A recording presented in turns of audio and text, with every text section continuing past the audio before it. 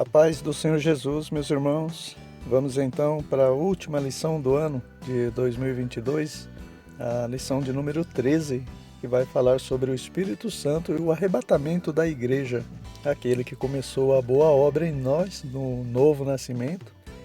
Ele é fiel e permanece conosco, nos aperfeiçoando durante toda a nossa trajetória de santificação e nos acompanhará até o final, até o arrebatamento.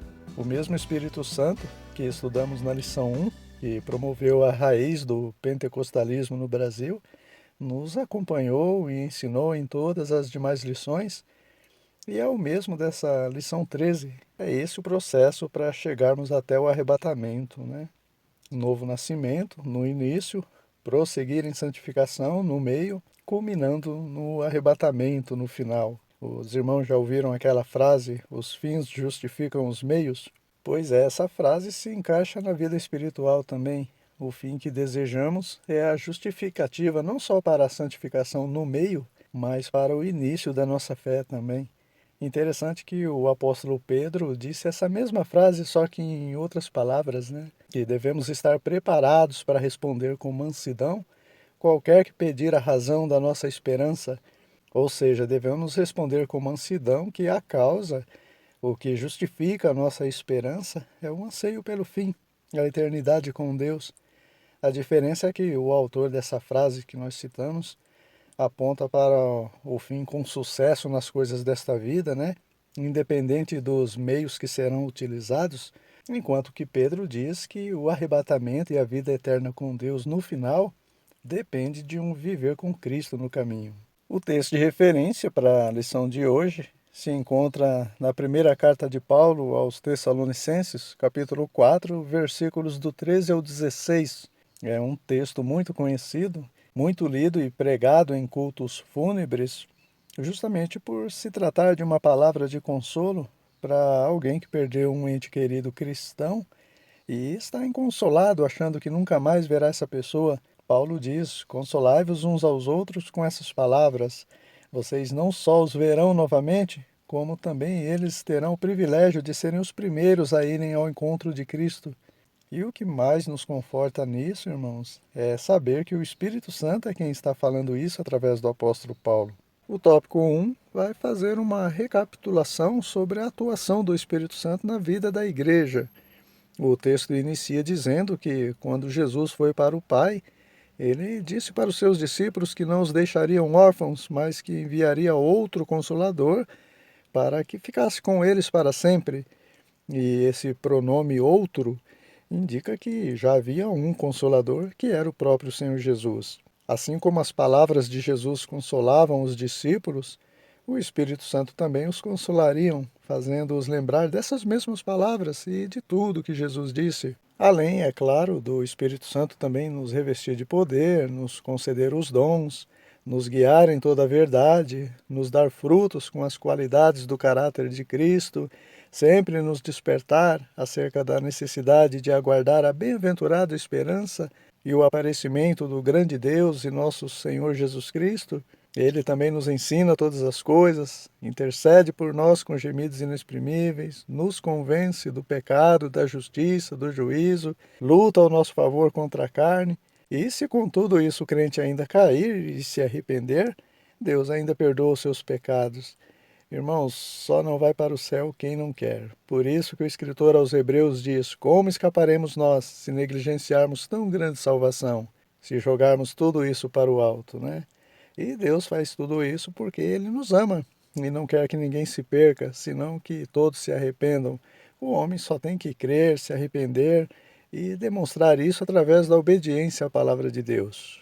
Obediência que, por sinal, é a principal evidência de uma igreja que está se preparando para o arrebatamento, que não está menosprezando tão grande salvação, que não está embaraçada com negócios dessa vida. Só que para isso é necessário o revestimento de poder através da presença do Espírito Santo. O ser humano natural, por seus próprios esforços ou méritos, jamais conseguiria alcançar tão grande salvação.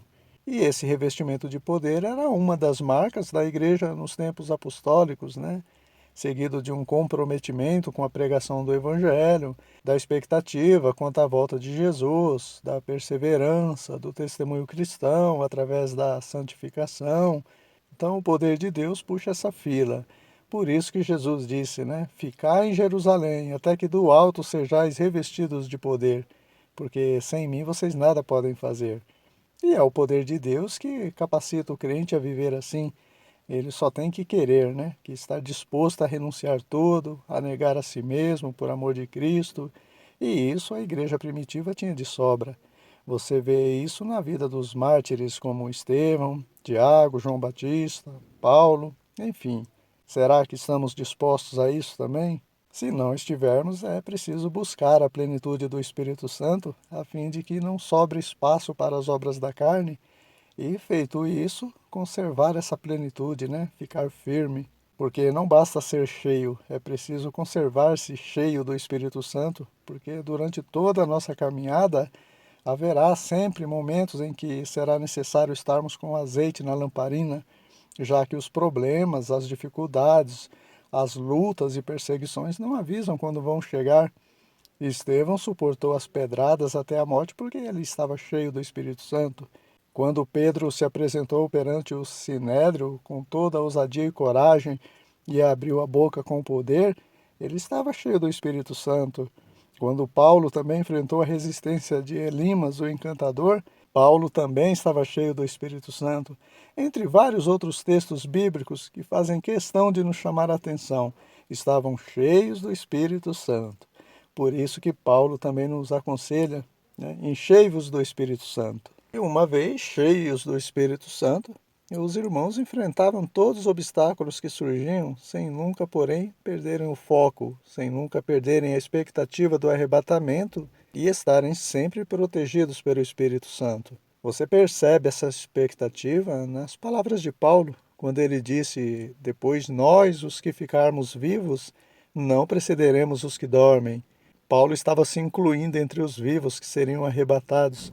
E isso fala da expectativa que todo cristão deve ter acerca do arrebatamento. Será que Paulo se decepcionou ao morrer sem alcançar o arrebatamento? De maneira nenhuma, né? E ele afirma isso com suas próprias palavras: Para mim o viver é Cristo e o morrer é ganho, é lucro. Já o tópico 2 vai apresentar o Espírito Santo atuando como consolador inseparável da igreja. A igreja aguardava em oração desde quando Jesus ascendeu aos céus o cumprimento dessa promessa que seriam revestidos de poder. E quando essa promessa se cumpriu, muitos se converteram, foram batizados, dando assim início às igrejas de cada região, como tem acontecido até os dias de hoje. Mas percebam que, mesmo recebendo a promessa, eles esperaram o seu cumprimento orando. Talvez alguém diga: mas irmão, se Deus prometeu e se Ele é fiel para cumprir, eu posso descansar, porque ninguém poderá impedir o que Deus prometeu. Sim, mas espere orando. Eu não posso orar só quando eu almejo algo de Deus, como um filho que se achega ao pai com rodeios, com interesse, e o pai já pergunta logo: o que você quer dessa vez?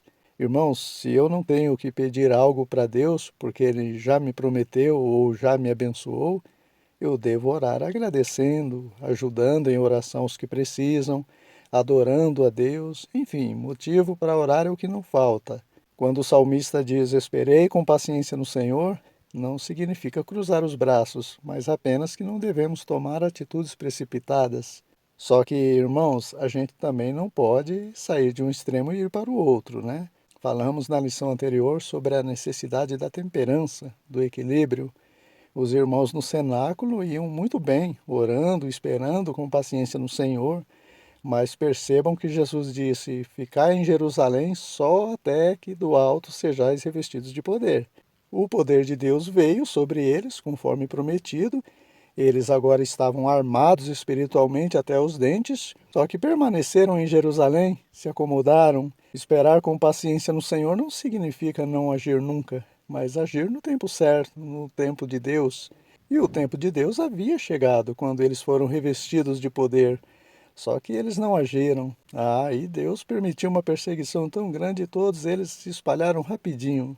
Então, meus irmãos, que possamos pegar o exemplo de Neemias, né? que quando ficou sabendo do estado caótico de Jerusalém após o cativeiro, ele fez tudo certo. Chorou quando tinha que chorar, orou quando tinha que orar e agiu quando tinha que agir. A Bíblia diz que quando Deus respondeu à oração de Neemias e o rei Artaxerxes autorizou ele reconstruir os muros de Jerusalém, Neemias planejou tudo certinho, estudou o local e meteu a mão na massa, não deixando que nada e ninguém o parasse. Estou fazendo uma grande obra e não posso parar. Para os irmãos terem uma ideia, Neemias trabalhava com uma mão e lutava com a outra. Então não devemos nos acomodar e nem nos preocupar tanto a ponto de nos embaraçar com negócios desta vida, perder o foco, a expectativa do arrebatamento, pegando sempre como exemplo os registros bíblicos, né? Tanto do Novo Testamento quanto do Antigo também, e aplicar os princípios ali expostos nos dias atuais também. Temos dito isso aqui, princípios bíblicos servem para todo lugar e em todos os tempos, né? E o amor é o principal deles, tanto que falamos bastante sobre ele nesse trimestre. Tivemos uma lição dedicada só ao amor, a lição 10. Se alguém não teve a oportunidade de estudar essa lição e se interessar, é só procurar aí no nosso canal. Enquanto a igreja crescia, os apóstolos, cheios do Espírito Santo, exalavam esse amor e o cuidado uns para com os outros. E conforme diz aí no texto, esse amor não deve esfriar jamais, enquanto esperamos pela vinda do Senhor, porque ele continua sendo derramado na igreja dos dias atuais e é a marca da igreja. Só precisamos desenvolvê-lo, pôr ele em prática. Assim a igreja crescerá e florescerá em amor, será uma igreja saudável. Amar, apesar de ser um sentimento, não é uma opção do crente, mas um dever, né? Notem que está no imperativo quando Jesus disse: amai-vos uns aos outros como eu vos amei. Porque esse sentimento já foi derramado em nossos corações, pelo Espírito Santo que nos foi dado. Esse amor, então, só precisa ser despertado. Já vínhamos falando sobre isso, né? O item prossegue dizendo que o Espírito Santo gera no crente a esperança de um futuro glorioso. Irmãos, a esperança, assim como o amor, é algo essencial na vida do crente. Não tem deserto mais desolador nesse mundo do que uma alma sem esperança e um coração sem amor, já dizia um certo poeta. Qual o propósito da vida cristã se não for a esperança da salvação, da vida eterna com Deus? Paulo disse: se esperarmos em Cristo só nas coisas concernentes a esta vida, somos os mais miseráveis dos homens. A esperança do crente está em algo que ainda não se vê, porque não andamos por vista, mas pela fé que Cristo foi preparar esse lugar glorioso e virá nos buscar. É uma das profecias messiânicas e proferida pelo próprio Messias também.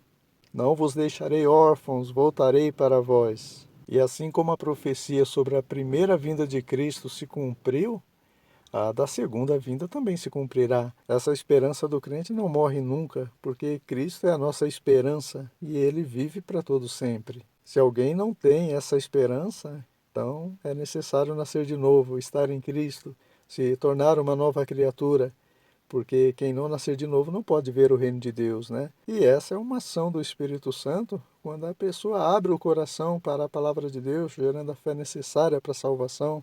O novo nascimento ou a regeneração é uma ação divina no coração do ser humano. O mesmo Deus que atuou no nascimento do homem no Éden é o mesmo que atua no novo nascimento ao soprar em nós o Espírito Santo. Já o tópico 3 diz que, uma vez nascido de novo, começa o processo do crescimento espiritual chamado santificação, sem a qual ninguém verá o Senhor. O escritor aos Hebreus diz isso. E o mesmo Deus que opera no novo nascimento também opera no crescimento espiritual. Foi nesse sentido que Paulo disse: eu plantei, Apolo regou, mas Deus deu o crescimento. Assim, nem o que planta, nem o que rega é alguma coisa, mas Deus que dá o crescimento através do alimento saudável para a alma, chamado Palavra de Deus. Irmãos, se não houver a obediência à Palavra de Deus, o crente não crescerá espiritualmente, né? E assim como um pai se entristece quando um filho não se alimenta e não cresce, assim também o Espírito Santo se entristece quando não crescemos em santificação, quando não nos separamos do pecado para obedecer à palavra de Deus, para servir ao Senhor. E sem santificação ninguém verá Deus, porque a santificação é a indicação que a igreja está preparada para o arrebatamento, né? Claro que cada membro individualmente. Paulo disse que Cristo virá buscar uma noiva gloriosa, santa, irrepreensível para as bodas, né? Que não anda segundo a carne, mas segundo o Espírito Santo. Ou seja, esse preparo, conforme nós já falamos, se dá através dessa ação do Espírito Santo por meio da receita para a doença do pecado chamada Palavra de Deus, né? Santifica-os na verdade, a tua palavra é a verdade. E em concordância com o querer humano em tomar esse remédio indicado, né? Sejam santos em toda a vossa maneira de viver. Claro que noiva santa não significa perfeita, mas buscando a perfeição para não ser surpreendida como aquelas 5 virgens loucas de uma parábola de Jesus. Quando a noiva falha e essa falha é seguida de arrependimento, o sangue de Jesus age como removedor de pecados, ele apaga todas as transgressões da noiva e ela é vista aos olhos de Deus como santa e irrepreensível. O texto prossegue dizendo que a noiva, a igreja, deve permanecer pura e imaculada à espera do noivo que é Cristo, não conivente com o pecado, mesmo apesar de ser pecadora. É como uma noiva que é violentada por um delinquente sem o seu consentimento, né? Isso acontece muito quando a noiva não vigia e anda por caminhos perigosos, apesar do Espírito Santo alertar, não passe por ali. Mas o noivo reconhece que não houve consentimento e ele não culpa a noiva, com a condição que a noiva não dê à luz ao embrião chamado pecado, né? Tem que fazer o aborto. Os irmãos se lembram? Já comentamos sobre isso, né? O único aborto que é aprovado e exigido por Deus é quando o que está sendo gerado chama-se pecado, né? E o Espírito Santo, que vai entregar a noiva para o noivo, ele está vendo tudo, né? Se houve consentimento ou não. Ele é onisciente e conhece as intenções do coração.